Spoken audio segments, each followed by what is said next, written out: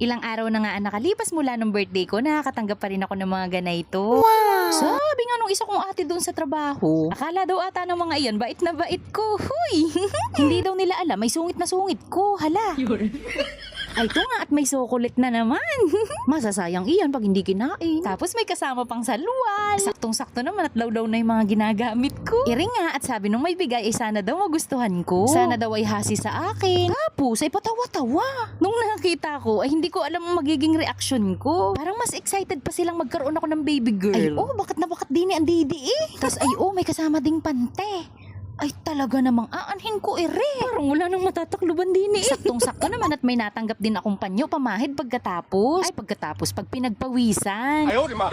May mga medyas, may keychain. Para kamo kong batang tuwan-tuwa. Ay iya, chocolate ulit. Pag may natatanggap akong ganaan, naiisip ko talaga gusto pa kaya nila akong makita sa mundong ibabaw. Mahal kaya talaga nila ako, char.